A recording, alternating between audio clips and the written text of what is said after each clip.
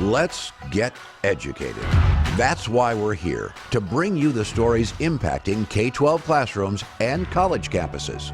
It's time for a little education. Why, welcome everyone, and hello. We're doing all the things here at Educated Today. I'm still Katie Patrick, and this guy's still David Fiorazzo. Yes. And he's still doing Worldview Matters Yes. every day for you. So today, who do you have on Worldview Today, Matters? Jonathan Brentner. He's a former pastor. He's an author. You can catch his writings, which are amazing if you believe in the biblical worldview and the truth of Christ and his word. Go to harbingersdaily.com. Jonathan writes there almost a couple times a month, I guess. But we talked about bad theology leads to anti-Semitism. That was the topic that he and I discussed today. The attacks, the hateful rhetoric against the Jews, and even some people acting it out. We're seeing more of that in the West, in America, which is kind of surprising and disappointing. So it's Jonathan Brentner today. There you can subscribe and get the email every Friday reminding you who was on that week. Worldviewmatters.tv. You can watch the audio or watch the video or listen to the audio on Apple and Spotify. And thanks for following us, you guys. Excellent. All right, well, before we get started, just a quick reminder that if you enjoy the video platform known as Rumble, we are on that platform, and we upload all of our episodes of Educated and Worldview Matters to our Rumble channel. So please visit rumble.com/FreedomProject and give us a little follow. Wait, what time is? Oh, I know what time it is. It's Thursday. That means Alex Newman is waiting to let us know what he's got on his heart to share this week. Hey, Alex. Another one from the You Can't Make This Stuff Up department. I shouldn't laugh. It's not funny at all. But if Democrat New Jersey Governor Phil Murphy gives his assent, government school teachers in the state of New Jersey will soon not have to know anything. I mean, literally anything. They don't have to prove that they can read or write or do basic arithmetic to be able to brainwash your children into climate change and gender madness and all the rest of it. And I'm being absolutely serious. I'm not kidding at all. You guys probably saw Teachers Union boss Randy Weingarten was just whining, oh, why are people all going to homeschooling? Boo-hoo-hoo, cry, cry, cry. Well, the New Jersey Education Association and its pet state lawmakers just gave parents another really powerful reason to run for the exits.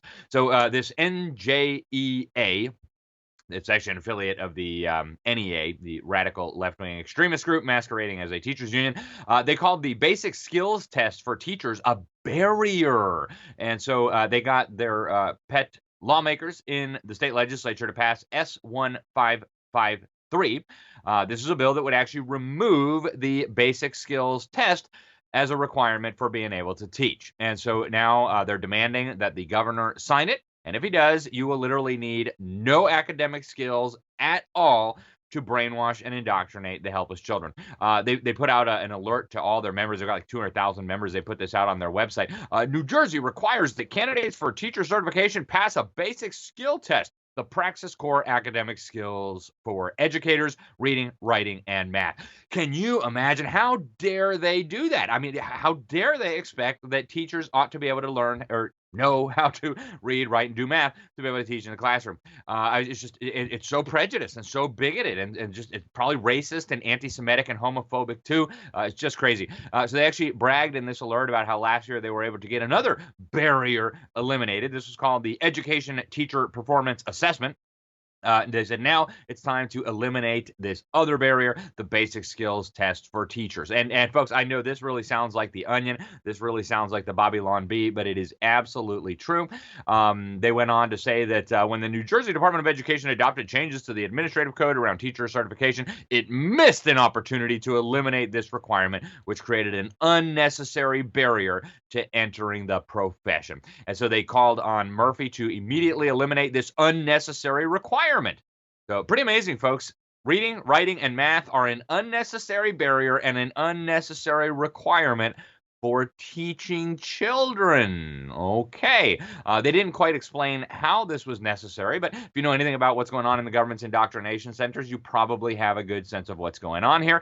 You don't really need to know how to read or write to shriek about white privilege or to whine about climate change, to demand global taxes. You don't need to know how to read or write to be able to advocate for Marxism. You don't know how to read or write, to dress up like a freakish caricature of a woman and shake your butt in front of children. And plus, we've got, iPads and tablets now. You don't need to read or write to watch kids play on iPads and tablets while they're being indoctrinated with the politically correct values and while their data is being harvested and data mined by the technology. Folks, this is bad. I mean, this is probably goes without saying that this is bad. So this teachers union, they extort massive amounts of money from teachers and from taxpayers to fund the elections of these politicians who are doing this idiotic stuff. They actually bragged in another announcement that over 90% of their candidates were successful in the last election. So it's no surprise that this unbelievable imbecility sailed through the legislature with massive, overwhelming support. Last year, when they passed the bill to end the TPA, the Teacher Performance Assessment Program, they painted it as a measure to end the national teacher shortage. The governor himself, Governor Murphy, a radical left-wing extremist, said that by eliminating TPA, we will streamline a process that has previously acted as a barrier in the transition between sitting in a classroom and leading a classroom. Yeah, who needs pesky stuff like performance assessments and reading and writing?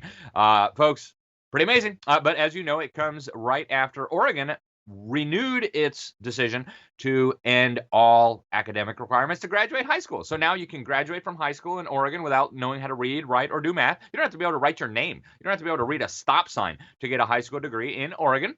And then you can just go straight to New Jersey and brainwash other children to make sure they can't read, write, or do math.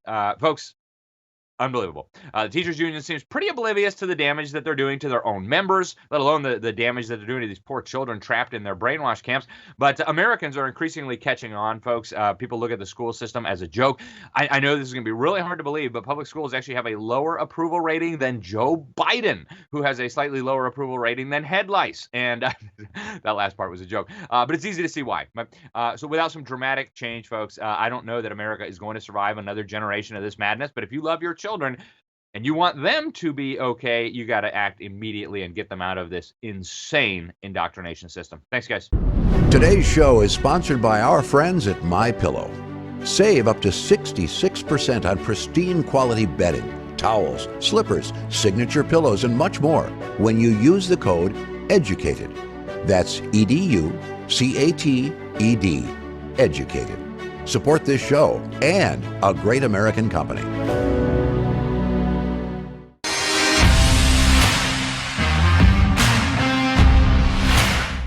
Hello, everyone, and welcome to the Dr. Duke Show. I am Dr. Duke, and I am joined today by Dr. Jake Jacobs. Jake, as usual, Ciao, Duke. Love having you in the studio live with us every time we film. That's a good feeling. I gives me a sense of imperial. You've gone woke. You've gone feelings. It's all about feelings. Something more than feelings. Well, or it's the possibility that I feel finally intellectually superior to somebody. So it could be feelings. Comes to Donald Trump, I'm going to bury you, boy. Yes, we are going to talk about Donald Trump. And there are conflicting things in the news, and there's some interesting stories. Start with MSNBC and the New York Times. Neither of these outlets are what you would call right-leaning think tanks. I don't think they think at all. But there's something really odd going on when they, particularly the New York Times, is arguing that Trump is ahead in critical states, that Trump could win. MSNBC's, in a moment we're going to see, is suggesting ways that Donald Trump can win. He's going to win the electoral college. Right. 300 votes. I can feel it coming on, Duke. Well, we're going to have a big debate about this, I can tell right from the beginning. But let's start with that first story. And so what do you think is happening? Take the 5 states. Show the states or the 6 states that they've looked at. Show the chart. Here's 6 states that are important states: Nevada, Georgia, Arizona, Michigan, Pennsylvania, and Wisconsin. Look at those numbers. This is fantastic. Well, now, I'm going to start with the obvious. First of all, let me point out that there you've got what? So technically Nevada and maybe Georgia are considered conservative states. Not even really Nevada. Really, Georgia is the only state that we could say is technically conservative on this list. So if you want to make a case of this, right, in basically 5 other states that are center or center left, including states like Pennsylvania and Michigan are significantly left, Trump seems to be doing pretty well. Now, first thing I want to say in regards to this, and we got a video too. I'm going to say something. I'll turn it over to you, and then we got a video. But there's a certain hypocrisy among conservatives. I know where you're going. When the polls are against us, we say, these lying polls. Unreliable polls. Yeah, Democrat controlled. Right. When you see this, then we immediately say, okay, we're going to take back this country. We're going to save America. Yeah, so deal with that as I throw it at your way. Okay, I mean, Duke, I hate it when you use empirical reality against my argument, but it does show you that if a left-wing run, legacy media giant like the New York Times says that Trump is up by significant numbers dealing with the demographics of the youth and the black vote, Hispanic vote, I'm telling you what, I think it really is reflecting what's happening in America. They want Donald Trump back as president of the United States. Let me volley back to you that it would seem to me that if I was a major left-wing media conglomerate, I would want Donald Trump as the Republican nominee. I would want him for a bunch of reasons, because his legal fate is going to get worse and worse and worse. He's going to be convicted of something. Already, the entire Democrat Party hates him. There are no Democrats that want to vote for him. None. Independents don't necessarily there's a significant number of independents who are not going to vote for Donald Trump. And I still say, as I've said to you before, there is 22 to 25% of Republicans who are not voting for Donald Trump, no matter who the other person is. Well, is this polling according to Dr. Duke? Yes. Yes.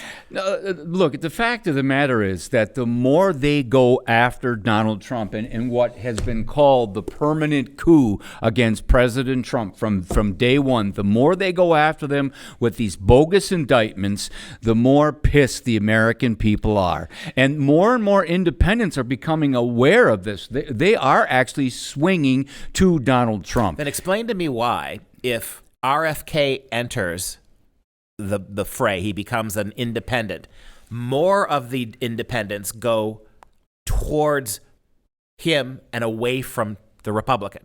Why, if what you're telling me is true, and Kennedy joins this, he's already announced this, right? In a recent poll, it showed, right? And polls, whether they say what I say or what you say, I don't trust any of them. Let me make that very clear. I don't trust any of them. I'm simply suggesting that there is a reason why very liberal outlets would be putting this out there. A, to try to wake up the anti-Trump base, and also to manipulate Republicans into believing that the only one we can nominate is Trump, because that's who they want to face. My point about Kennedy, real quick.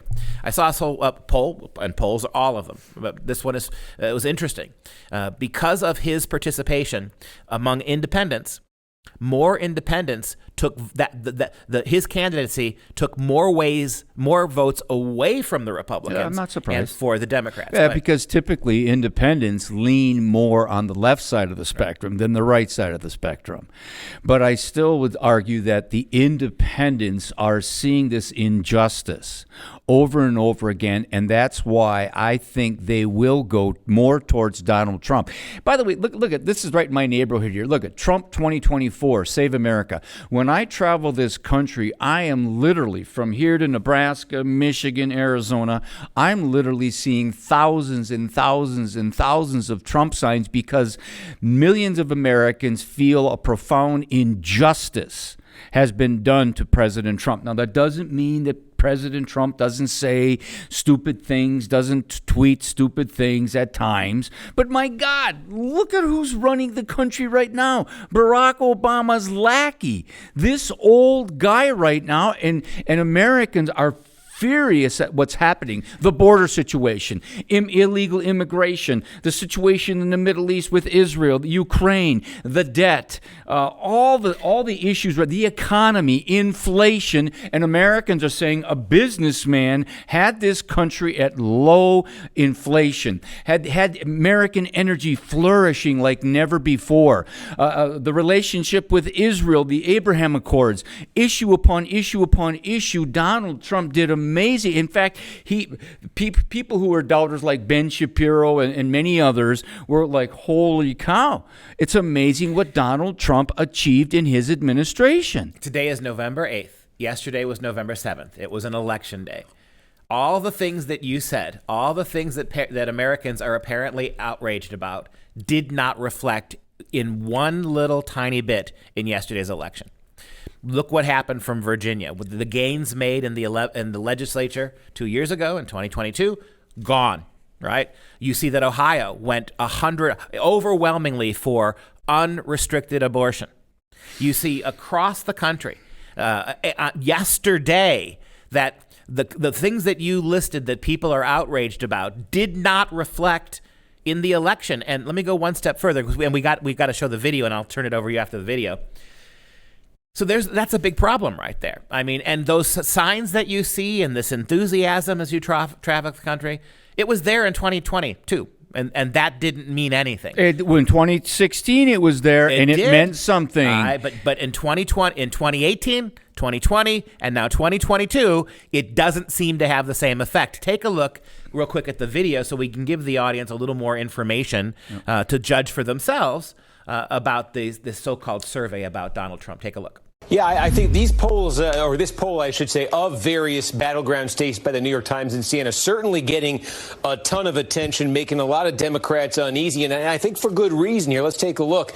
These are the 6 battleground states that we all sort of think will decide the 2024 election. And the Times polled all of them, and I mean, you can see in 5 of the 6, they have Donald Trump ahead, including by a double-digit margin in Nevada, the only one where Joe Biden leads Donald Trump currently, Wisconsin, by a slim 2-point margin right there. I think what makes this so striking, and I say is it could be a good reason for cause for concern for Democrats, is the Times and CNN also did a series of battleground state polls around this time in 2019, basically the fall between before the 2020 election.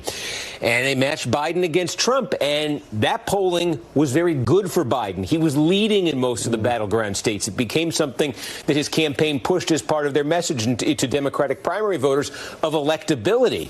And now, basically exactly 4 years later, the same polling outlet is again polling battleground states and consistently finding a different result. So before we go, I want to put the chart up of those states that he was just talking about in the video. I want to make a bet with you right now. Okay. All right, let's make a bet. All right. I'll bet you the only one of those states that Trump wins if he's the nominee would be Georgia. I'm going to make that bet. I'm going to give you 5. Georgia. Yeah, that's the only. I'm going to take Georgia. I'm telling you, if Donald Trump wins any of those other states, you win the bet. Do you know the state song for Georgia? It's Georgia by Ray Charles. Yeah, well, he's blind, right? Well, so are you when it comes to this, because I'm telling you, he is going to. By the way, Biden's up by 2 points in Wisconsin. It's probably because of guys like you. Go back to this. Yeah, don't change. Don't deflect. I'm not deflecting. So I'm betting you. I'm making you the bet of a century. Yeah. The only thing I'm saying is Georgia will go to Trump. If any one of those other 5 states, I win a stake. You win a stake. Texas Steakhouse. Absolutely. All right. You're on. So you have overwhelming odds here. All right. And we will come back. This is like taking candy from a baby. I hope I win either way. If you win, thank God. Right. If I win, I get a stake. Right. Yeah. So we also have another video we want to bring into the mix here, Jake. All right. And that video, so we're on record with this. One last time, please show that chart. So again, I'm saying Nevada, Arizona, Pennsylvania, Wisconsin, and Michigan are completely going to go Democrat. That's what I'm saying. And I'm saying Georgia is the one he will win. This is if Trump is the nominee against Joe Biden. Yeah, you got it. If that's where we are. Right. Enough. And so I personally don't think Biden is going to end up being their nominee, but if this is where it goes, we've got to bet. Now we got another video here, I think, that gives us a little bit more context. Take a look.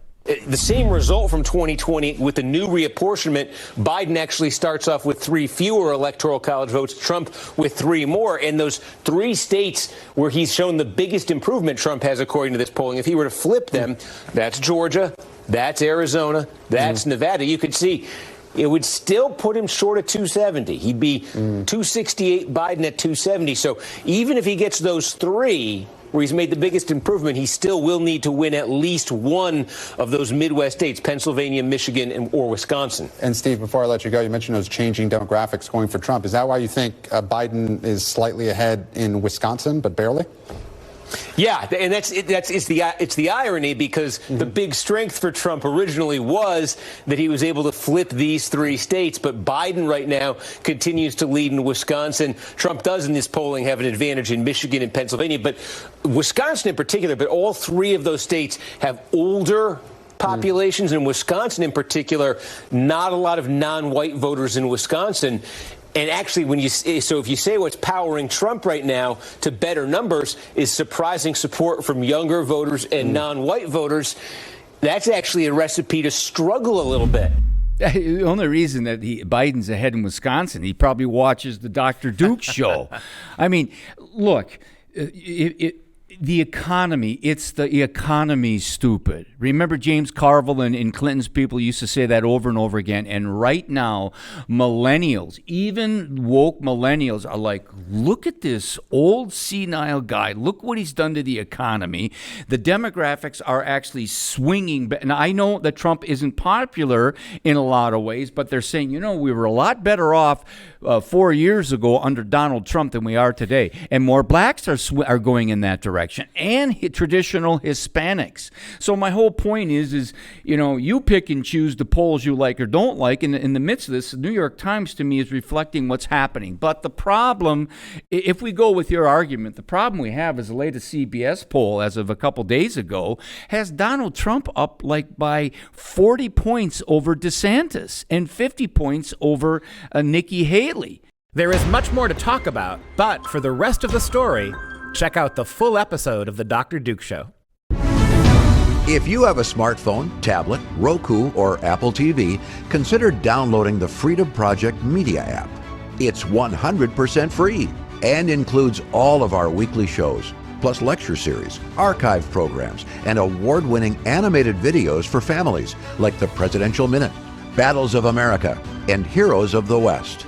Don't rely on the social media giants to keep you informed. Simply download the Freedom Project Media app from your app store and allow notifications. And we'll let you know when a new video is ready.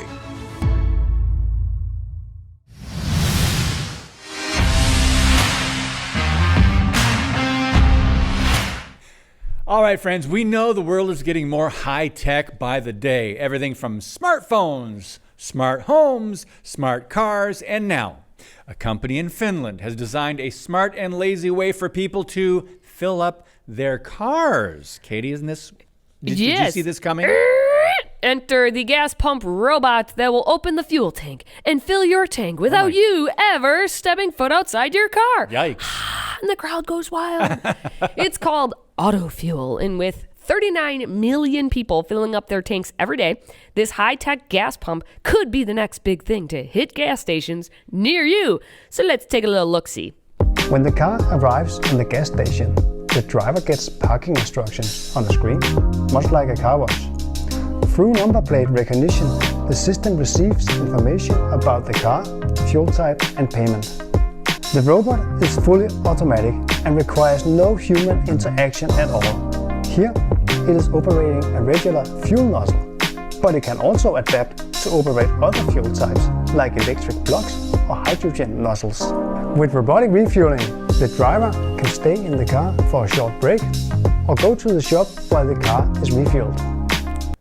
Well, that 90s R&B tune got me interested. Yeah, you're grooving over there, but I'm not too groovy about this. Have we become that lazy? That's all I got to say, yes. We can't get out of the car and open up the... what if it's winter? I know. Yeah, what if it's winter? No. This would be great. David. You know what? The whole idea, gasoline. That's all. Gasoline and a robot. I just don't think they go together. What do you think? Did we not just report on a story about getting your coffee without having to deal with a human being? We did that last week. We are a lazy nation. We are all, we think robots will solve the world. Okay, People have written sci-fi novels on this for decades and decades, and we're all like, oh, that's so never going to happen. But it's fun to think about, and now it's happening, and it's scary is what's happening.